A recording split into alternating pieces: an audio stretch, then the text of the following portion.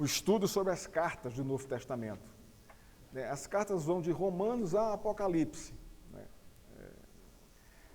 O livro de Atos ainda faz parte do Evangelho de Lucas, um documento só. A tradição cristã quebrou em 2 documentos para melhor entendimento da igreja. Mas o fato é que o Evangelho e Atos dos Apóstolos, eles, segundo os originais, eles não têm essa divisão. Eles estão dentro do mesmo projeto, da mesma estrutura.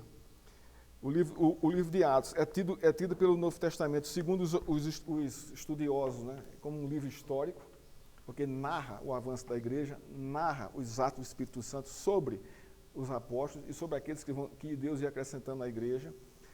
E o livro de Atos não se encerra ali. E é interessante que o livro de Atos ele é palco de todas as cartas. Então, todas as cartas se originam do avanço da igreja ali na Ásia Menor. Isso se expandindo até a Espanha, como alguns levantam essa tese aí, e chegou até a Espanha. Então,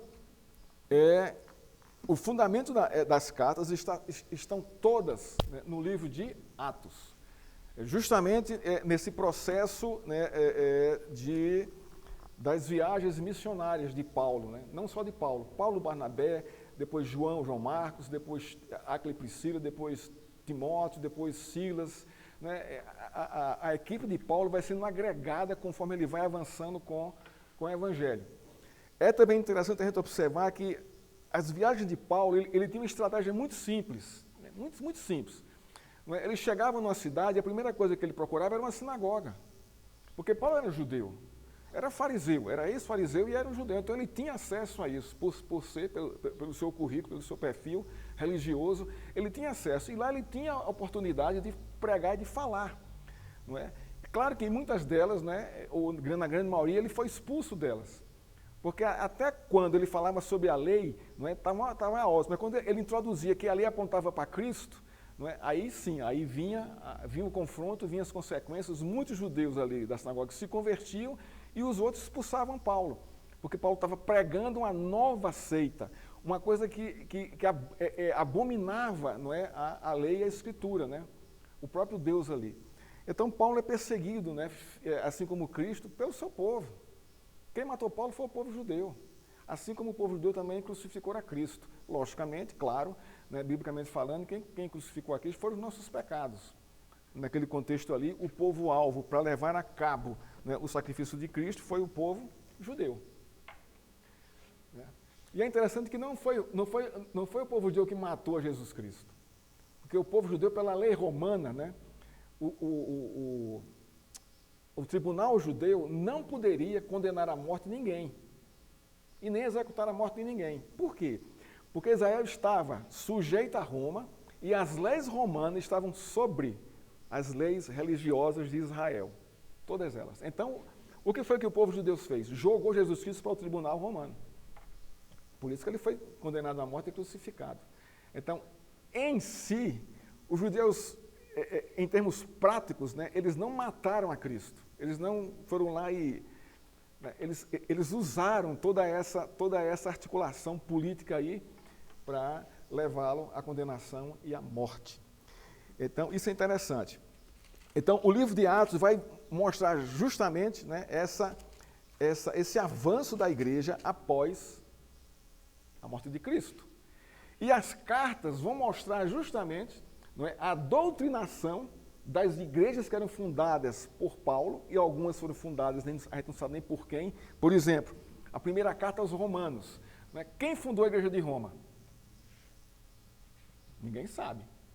Não existe nenhum documento histórico que comprove fulano esteve aqui e fundou a igreja de Roma. A gente não sabe quem foi. Mas as outras igrejas que foram distribuídas ali pela Ásia Menor, todas foram fundadas pelo apóstolo Paulo. Exceto Jerusalém, porque ali os apóstolos estavam lá, e Paulo vem depois, muito depois. Cristo morreu no ano 33. A conversão de Paulo é entre 34 e 35, 2 anos após. Então, a coisa já estava bem avançada, na questão ali. Então, a nossa introdução. não é, as cartas. Né? Nós vamos ver a sua cronologia. Por que a cronologia, irmãos? O que é cronologia? Crono quer dizer o quê? Tempo. E logia é estudo. Então, como as cartas se situam no tempo na história. Não é? Isso é muito interessante. Por quê? Porque Deus trabalha com a história. Deus não está ausente da história. Não está. Ele está dentro da história. Porque quem escreve a nossa história, quem escreve a história social da humanidade, irmãos, não são os filósofos, não são os governantes, não. Quem escreve a história é Deus, porque é Ele quem tira e põe quem Ele quer no governo de qualquer nação. Então, essa cronologia é importantíssima, porque Deus está atuando na história. E esses documentos datam, mostram, não é, como Deus interviu, né, na igreja para doutriná-la, para capacitá-la, para edificá-la. Né? As cartas têm esse cunho, esse objetivo, edificação do corpo de Cristo. Em quem? No próprio Cristo. Por quê, irmãos? Olha só, um povo que nunca ouviu do Evangelho, nunca ouviu falar de Jesus Cristo, de repente chega essa mensagem, de repente muitos se convertem. E como é que vai ficar? Quem vai estruturar? Quem vai discipular? Quem vai formar a mente desse povo na lei do Senhor? É preciso o quê? Doutrina. É preciso alguém que conheça e ensine. É como é que é a nossa igreja. O crente, quando se converte aqui, ele chega aqui zerado de tudo. Ele tem uma noção, não é, de que Deus existe, mas como eu vou pegar, como eu vou colocar a minha vida dentro, né, dessa comunhão com Deus? Aí o que é que vai acontecer? A doutrina vai te doutrinar a esse tipo de relação, de conduta, da sua nova conduta de vida. Então, as cartas têm uma cronologia, tem uma unidade. A unidade dela é o assunto, é o tema, não é? Tem temas específicos, né? Ela trata de vários temas teológicos, não é? A carta de Apocalipse, né, é uma carta muito, muito clara, muito específica. Trata de quê, irmãos? Qual é o tema central da carta de Apocalipse? Hã? Tá, quem mais? O retorno de Cristo, quem mais? Qual é o título da carta de Apocalipse? Abre aí Apocalipse 1, verso 1. Exatamente. Esse termo no português, né, no inglês está correto, né? Revelation, né? No português a gente perde, né, com esse título de Apocalipse. Apocalipse era um tipo de literatura usada na época em que João escreveu essa carta. Por que João usou desse recurso? Por causa da perseguição. Se João fosse escrever claramente, não é, a volta de Cristo ali, não é, aí toda a igreja seria perseguida, né, sem exceção. Então ele usa uma ferramenta da literatura local, daquele contexto, e escreve pela literatura apocalíptica. Por isso você vê monstros, dragões, fogo, espada, cavalo. Então aquilo fazia parte do contexto ali, né, da literatura. Mas o que é que João está mostrando aqui? A revelação das últimas coisas. É isso que João está mostrando para a igreja, criando o quê? Esperança na igreja. Que a história vai ser consumada e o Cristo é o vencedor e a igreja sairá vencedora dessa história. Então Deus mostra a história do começo de Gênesis e termina em Apocalipse. Então ele mostra totalmente o percurso de Deus escrevendo a história da humanidade. Começo, meio e fim. E vai desembocar na Nova Jerusalém, quando Deus vem restaurar todas as coisas. Está em Apocalipse. A carta no seu tema. Circunstâncias, aí sim é interessante isso, é o contexto de cada carta. Cada carta é escrita em um contexto diferenciado da outra. Não existe um contexto uniforme nas cartas. Não é? As cartas são escritas conforme o contexto da necessidade local de cada carta. Não é? Mas todas elas, não é, têm o que é de comum a essas circunstâncias aí é a perseguição dos judeus, né, ao cristianismo. É uma circunstância única. Mas dentro dessa grande circunstância da perseguição dos judeus, existem circunstâncias dentro das cartas, não é? Por exemplo, 1 Tessalonicenses 1 e 2, de que trata? Da ressurreição dos mortos.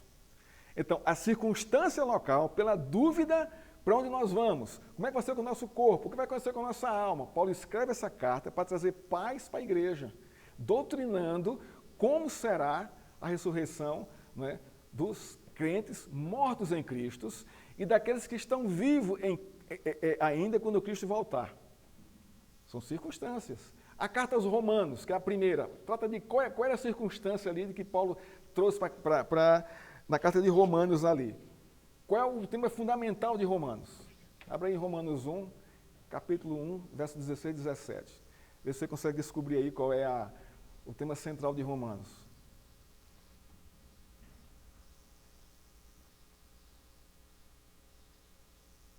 Pode ler aí o texto que encontrou.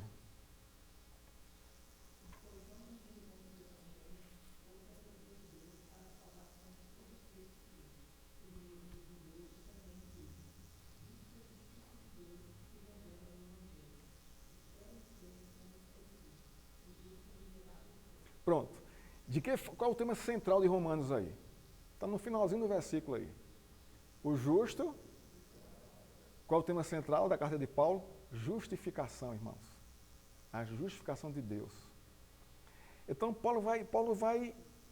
ele vai assim esquadrinhar, ele vai mostrar, ele vai trazer claramente, né, como Deus justifica e efetua a sua justificação sobre pecadores.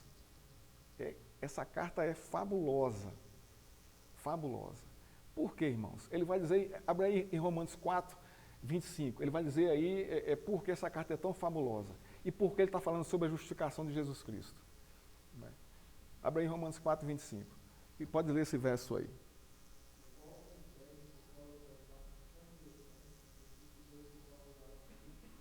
Pronto. O que é que Romanos está falando aí? Falando de quê? Da ressurreição de Cristo. Cristo já morreu. Nós estamos aqui lá na frente. Nós estamos aqui, eu não sei, deixa eu ver aqui quando é que foi escrito Romanos aqui, para ter uma ideia aqui. Eu trouxe até aqui o Romanos foi escrito no ano de 57. Cristo morreu no ano 33. Então aí já está um pouco distante, já 14 anos, né? Não é isso? Não. 14 dá 47.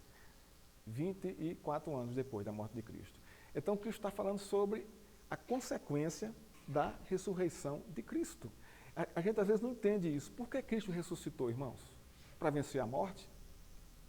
Mas só isso? Se só isso, a gente está muito raso no que isso significa. Não é? A ressurreição de Cristo está ligada diretamente à nossa justificação. Se ele não ressuscita, ninguém era justificado.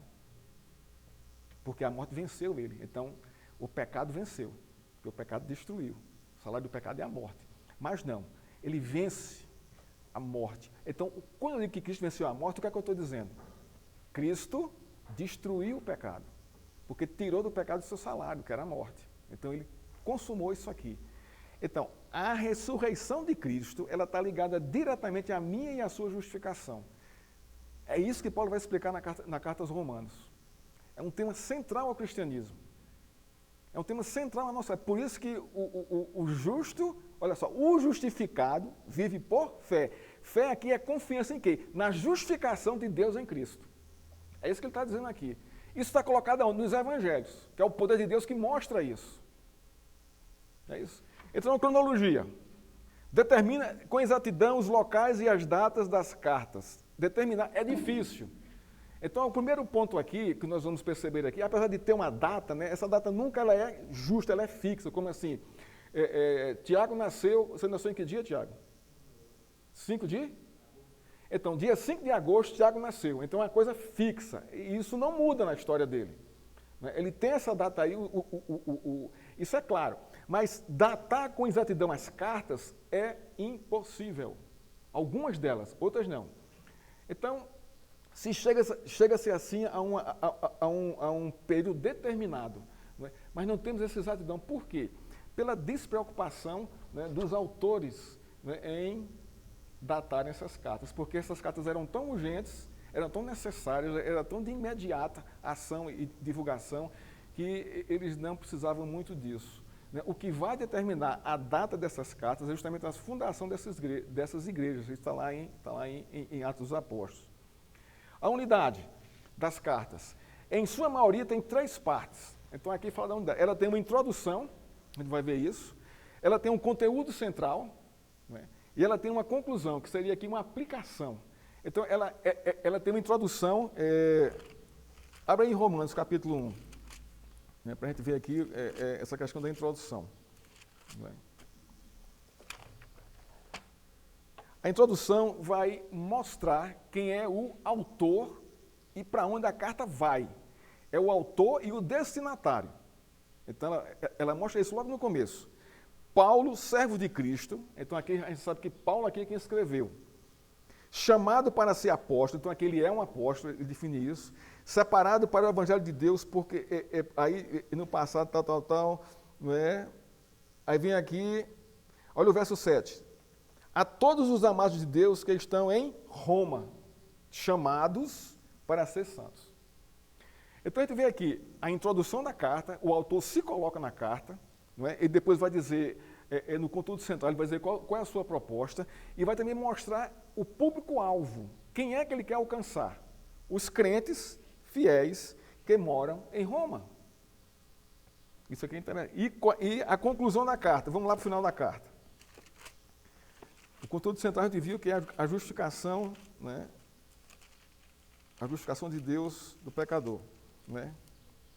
Olha só, verso 25 a verso 27. Ora, o Deus que é poderoso para confirmar vocês quanto o meu evangelho e pregação de Jesus Cristo, conforme a revelação do ministério guardado em silêncio desde os tempos eternos, e que agora tornou-se manifesto por causa do evangelho, não é? Por causa da sua própria pregação, e foi dado a conhecer por meio das Escrituras.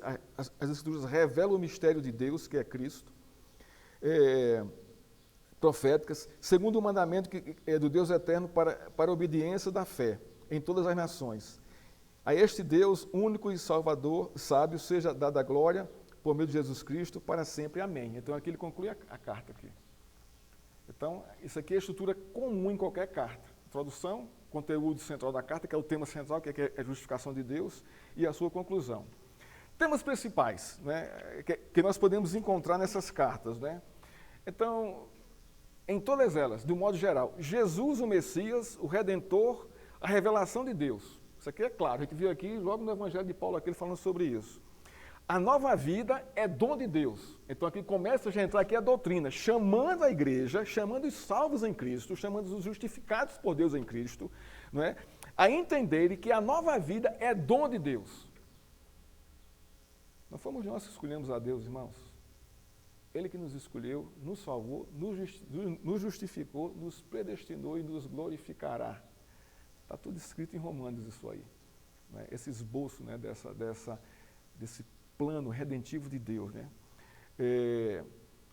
Depois de dizer que a nova vida é um dom de Deus, ele vai chamar para que os crentes vivam na conduta da nova vida em Cristo. Aplicação da doutrina. Em cima ele mostra que é dom de Deus. E depois vai falar da aplicação. Vivam assim, assim, assim, assim, assado. Não é isso que a gente está... que a gente deve entender. Os 10 mandamentos, o que são, irmãos? O que são os 10 mandamentos? É um resumo aplicativo para a vida, a nova vida em Cristo, para que o crente viva, né, em sua aplicação. O 10 mandamentos é totalmente prático. É a doutrina ali colocada em prática. Depois Moisés vai ampliar, né? Depois dali de Deuteronômio 20 ali, ele vai ampliar, né, cada área da nossa vida, como ela deve ser conduzida na nova vida em Cristo Jesus. Claro que naquela época ali, né, Cristo ainda não tinha se manifestado, né, da forma como se manifestou no Novo Testamento, mas os princípios são os mesmos, são manifestados por Deus, né, ao seu povo escolhido. Né. Depois vai falar da igreja, vai falar que a igreja é o Israel de Deus. Não existe agora judeu só. Crente, judeu e gentio formam a igreja do Senhor. Não existe mais essa separação. Né? Essa é a grande luta de Paulo em Romanos. Por quê? Porque a igreja em Romanos ela foi fundada por judeus. Está lá. A gente vai ver isso na história de Roma, né? Na história da igreja romana. Foi fundada por judeus. O que é que o imperador Cláudio faz? Devido a esse burburinho sob o nome de Cristo. Expulsa daqui todos os judeus. Porque estão falando demais aqui de Cristo. Isso está tumultuando aqui o o nosso sincretismo aqui religioso. Então, ele expulsa de Roma todos os judeus. Quem fica em Roma? Os crentes gentios. Então, esse é o decreto de Paulo. Quando Paulo se encontra com Áquila e Priscila, eles vêm de Roma. Eram judeus que estavam vindo de Roma por causa da expulsão do imperador Cláudio. Depois, o dito do imperador cai. Então, os gentios voltam para Roma. Os judeus voltam para Roma. E o que acontece ali? Uma grande crise teológica. Judeus e gentios. E agora? Quem é quem aqui? Não, nós somos melhores porque nós temos a promessa, nós temos a aliança, nós temos Moisés, nós temos... E aí começa, e Paulo fala, olha, não é assim que funciona. Ambos, judeus e gentios, foram justificados pela graça de Deus e formam uma só igreja. Então, ali está a luta de Paulo, em trazer a justificação ali para que os judeus entendam a justificação e para que os gentios também entendam a justificação de Cristo, ambos ali formando um só corpo. Depois, um quinto tema aqui, as aflições do crente. Irmãos, todas as cartas, todas elas, sem exceção, você vai ver o povo aflito. Por que eu estou rindo, irmãos? Porque essa é a característica da igreja cristã, irmãos. A aflição por causa de Cristo. Não é por causa do meu pecado. O pecado também aflige, né? O pecado destrói qualquer um. Se você está em pecado, a sua aflição não é por causa de Cristo. Mas às vezes no fundo é, porque Ele está lhe chamando a você reconciliar com Ele. Mas você sofre as consequências do seu pecado. Mas no contexto aqui, irmãos, pela perseguição daquela época, o povo era afligido. Em todas as áreas. A primeira carta de Pedro é interessante demais, como ele coloca ali a posição do cristão no meio social. Se você era cristão lá no meio social, na época ali do contexto da carta de Pedro, você era altamente perseguido. Você era caluniado, você era tido como, recebia falso testemunho, tudo para lhe destruir. Não parece alguma coisa com hoje? Hoje a palavra é conservador. Se você diz que é conservador, nossa, o pessoal cai de pau em cima de você. Ah, você é negacionista, você é terraplanista, e vem um monte de coisa aí, porque você é um conservador. A palavra conservador, em nosso contexto aqui, ela traz a fundamentação judaico-cristã. E isso é verdade, isso está correto. Naquela época do primeiro século, ali quando foram escritas as cartas, era do mesmo jeito. Você dizer que era do caminho, né, que naquela época era do caminho até Paulo chegar em Tessalônica, né, quando são chamados de cristãos, né? É em Tessalônica, né, se eu não me engano. Aí muda do caminho para cristãos, pequenos cristos. E a perseguição era ferrenha e havia muita aflição. Por quê? Ora, um membro da família tinha tradicionalmente o seu sincretismo religioso, né, aquela zona ali da Ásia Menor, o paganismo ali era comida desenfreada, né, aí se converte a alguém da sua família. E esse alguém começa a pregar que só há um Deus. O que é que ele vai... O que é que vocês acham, irmão, que vai acontecer? Vão excomungar esse cara. Vão querer destruir eles. Não parece com o nosso contexto hoje? Igualzinho. Igualzinho. Quem é que leva muito a sério essa questão da fidelidade a Deus? São os muçulmanos. Vai um muçulmano se converter a Cristo para ver o que é que acontece. O que é que a família faz com ele? Manda matar, gente. Os senhores eles mesmos matam, degolam, porque traiu Alá. Por isso que o mundo muçulmano, irmãos, quem está lá como missionário é um desafio enorme, porque a cabeça dele está a prêmio o tempo todo. Se descobrem isso, ele não dura nada. A gente viu aí, né, várias filmagens aí, várias atrocidades que o radicalismo islâmico faz quando descobre que você é um cristão que está influenciando outros da religião dele. Você é degolado. Então, isso são as aflições, além das aflições internas. A perda, dor, sofrimento da alma, angústia. Irmãos, isso é a igreja. Isso é a igreja.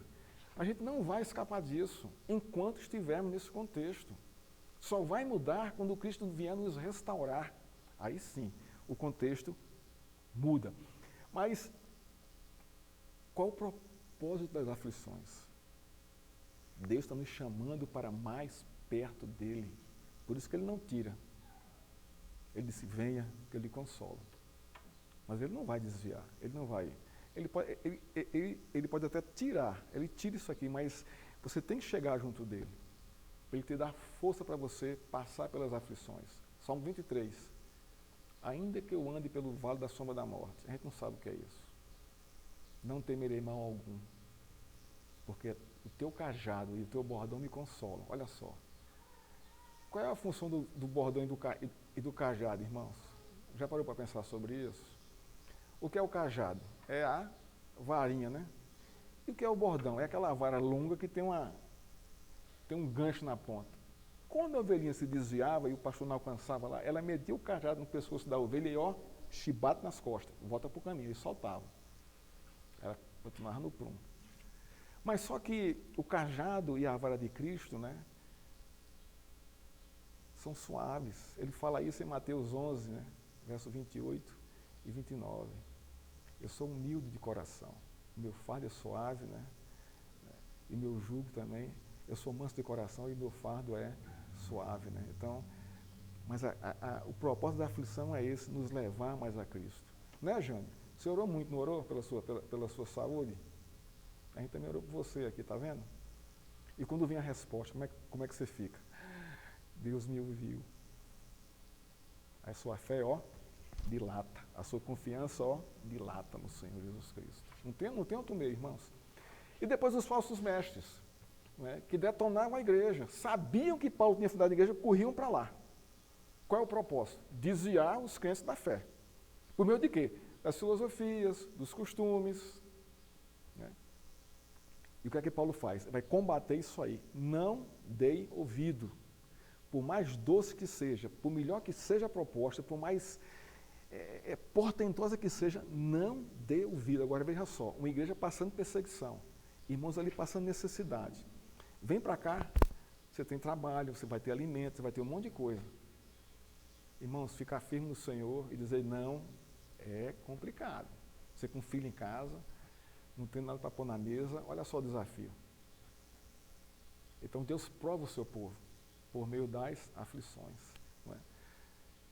E por fim as circunstâncias, né? Situações difíceis enfrentadas pela igreja. Interpretar as cartas segundo o seu contexto histórico é um dever de todos nós, para termos a ideia, né, para chegarmos o mais próximo possível da ideia do autor. Essas cartas foram escritas, irmão, entre os anos 40 e os anos 90 do primeiro século. Nós estamos no século 21. Nós estamos 20 séculos na frente.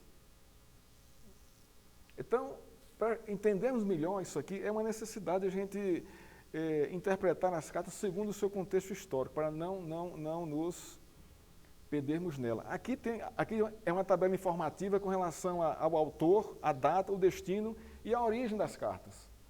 Né? Tiago é a primeira carta a ser escrita, por incrível que pareça, né?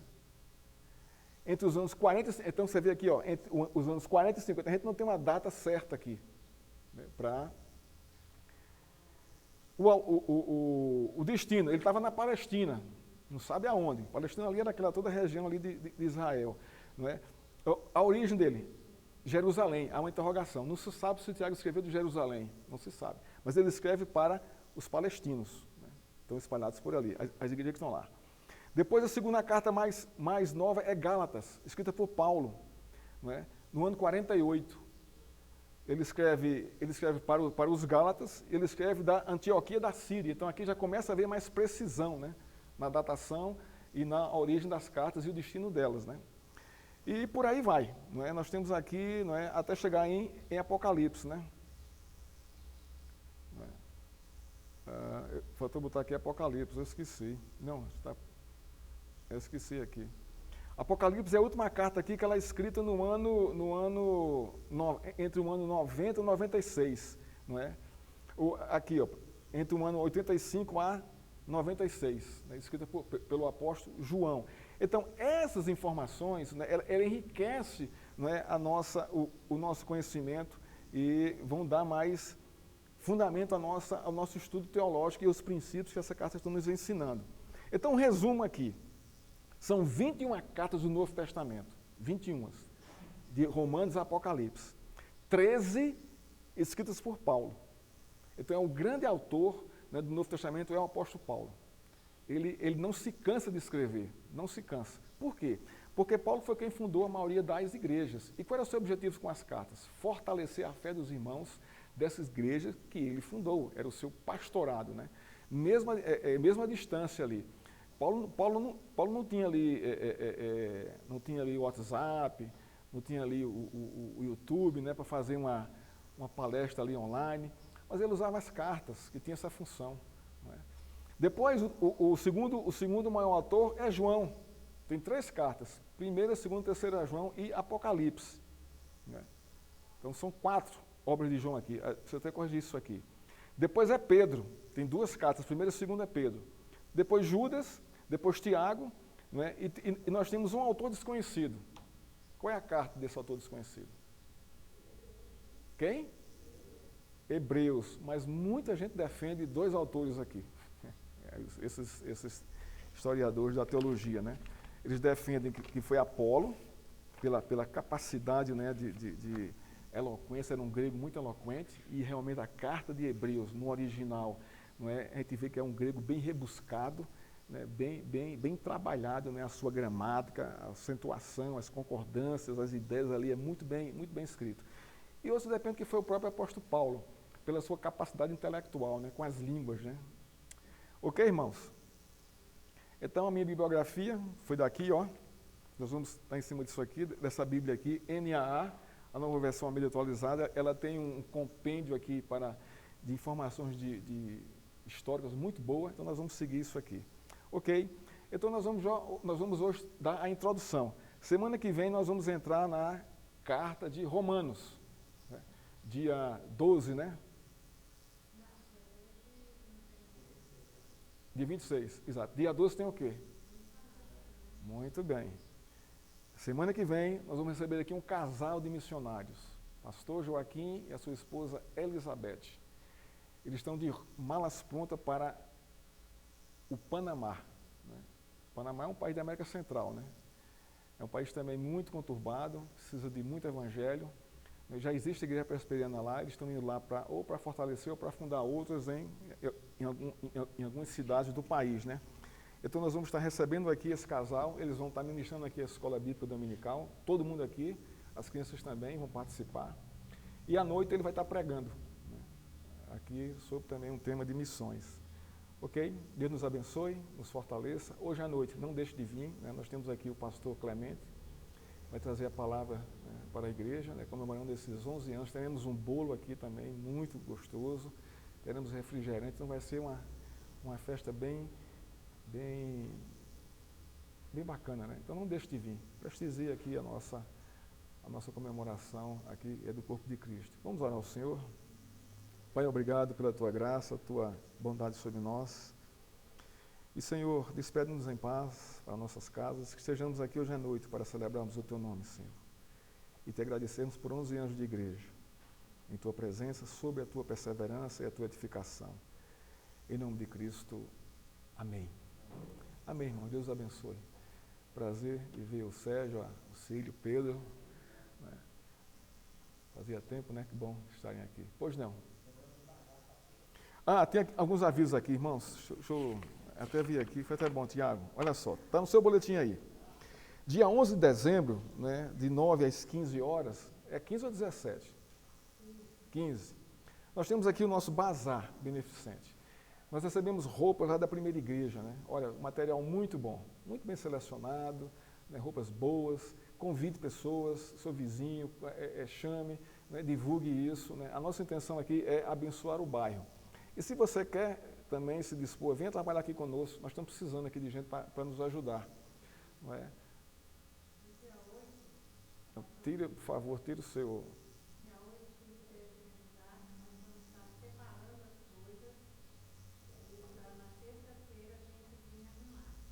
Dia 8 cai que dia? Quarta-feira é feriado. Quem puder se dispor a vir, não é? Que horas?